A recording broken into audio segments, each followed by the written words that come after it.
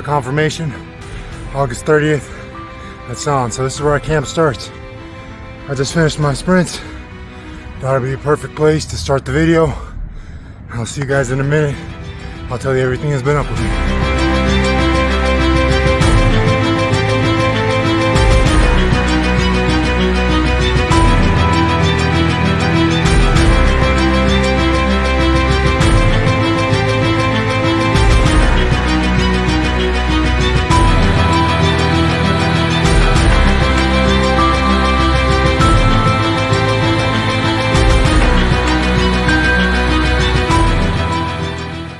My last fight was in November of 2023, and then my managerial contract ran out in June of 2024.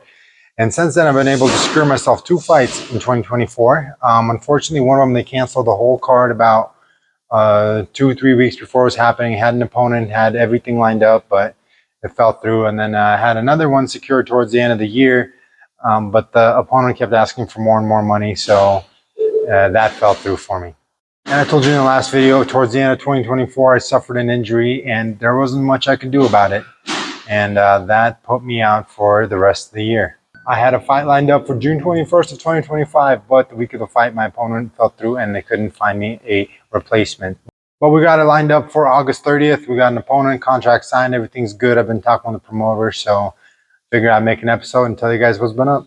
Now, as a side note, my friend Austin, who started editing my videos, he's unfortunately out of town right now. He's doing a mission trip in Africa, so it's back to my subpar editing skills that you guys are going to have to put up with for another video or two, but I figure it's better than nothing. There's a few reasons why it's been so hard for me to get fights. First of all, I'm a heavyweight. Heavyweights usually want more money to fight. Then they look at my record and they see how many fights I've had and they ask for even more money. And so a lot of guys kind of price themselves out on the regional circuit, and it's hard to get guys to commit to a fight. On top of that, the New Mexico State Athletic Commission has also been in a little bit of turmoil. And in 2025, this whole year, we've only had 1 pro boxing card. And I can't tell you if we're going to have another one before the end of the year. And it can be hard to fight out of state because you can imagine if I fight local, I'm going to sell tickets, tables, sponsorships, everything, and all that money is going to go to the promoter.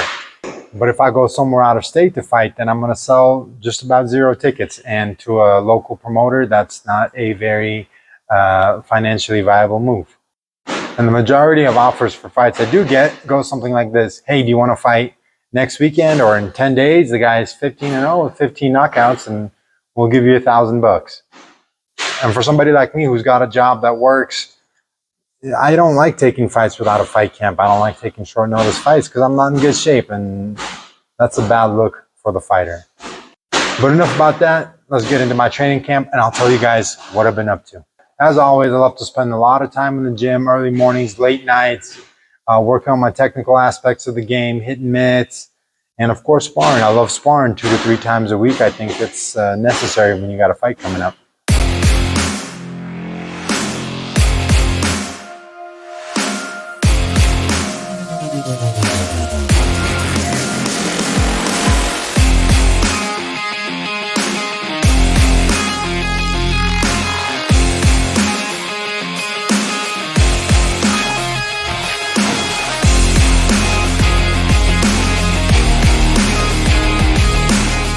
Luckily, I've been going to a lot of physical therapy and I've actually gotten to the point where I can do a lot of the workouts I used to do. I started running again, which has been a blessing for me. So I do a lot of sprints, I do a lot of distance stuff as well.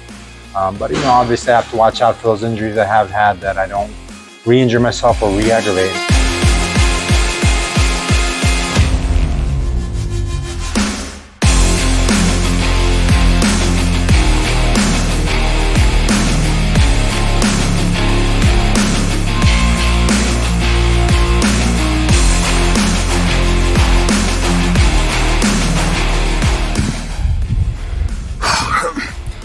Friday afternoon, I just finished my damn sprints, and the video really doesn't do it justice, man. This damn is coming up with this angle, and it's brutal. It's brutal. It'll absolutely beat you down, and it'll get you.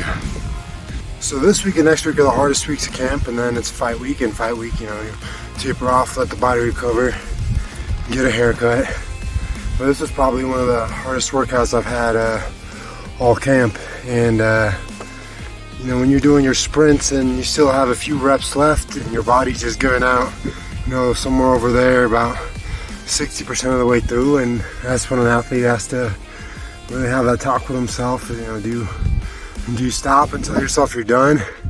You know, when you're really out of breath and you can't breathe, do you keep going, or do you catch your breath? You know, if you taste blood in your mouth while you're running, is that a reason to have concern, or do you just keep pushing through it? And those are the kinds of conversations I have with myself when I'm out here, and I think that's part of the game, really. That's why I love it. It makes you feel alive, makes you feel like you've done something that not a lot of people do. And when you go out there and fight, all the work that you put in, it's out there on display for everyone.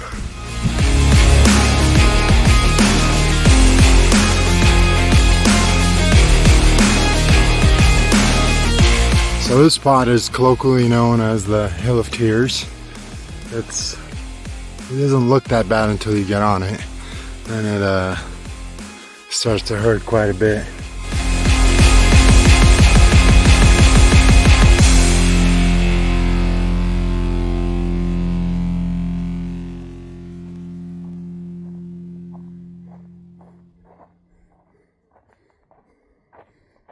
You guys already know that in my free time, I try to get outdoors, spend as much time as I can in the mountains, hiking, climbing, and doing whatever I can.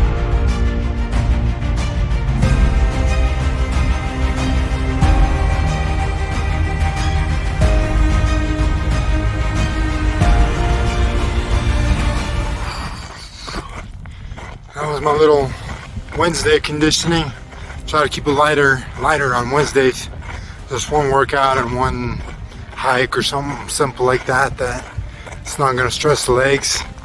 Because Monday, Tuesday, Thursday, Friday, hard days.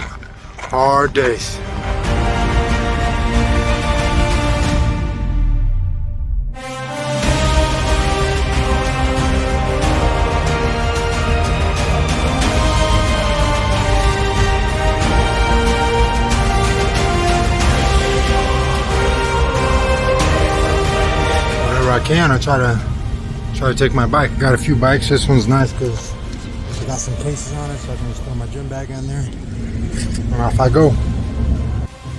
Alright, so it's fight week, and I have been cutting my own hair for the last like 5-10 years. I don't even know, but I'm gonna cut my hair right now, so we'll see what happens. I'm kind of excited, a little nervous.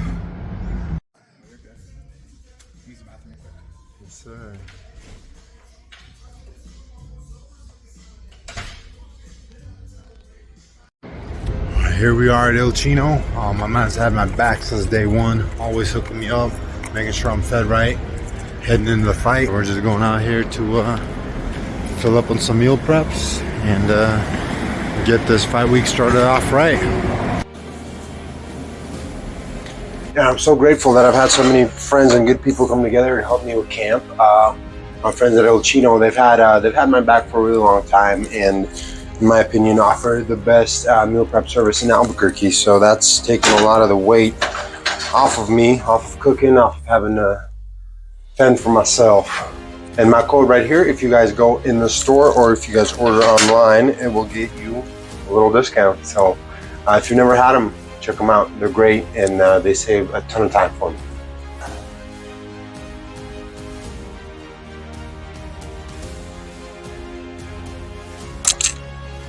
It's one of my favorite meals of theirs, cilantro lime turkey bowl, and it is absolutely divine. So make sure you guys give it a try. I think this is a good spot for the video to come to a close. Here I am packing my luggage, flying out tomorrow, and I'm planning to make another video when I come back. I'll put some fight clips, travel stuff, stuff from the fight. So I think you guys will enjoy that, and I'll tell you what I got planned next for myself. And as always, thank you guys so much for tuning in. I want to give a huge shout out to all my sponsors: Incienso de Santa Fe, Justice Legal Group, Law Offices of Marshall Ray, Genco Solutions, El Chino Meal Prep Service, Geek Sports Nutrition, Ben Wilson, Attorney at Law, and I had a few other people help me out as well. They wanted to stay anonymous, but thank you guys so much. I hope you tune into the next one, and we'll come back with a victory. God bless. See you next time.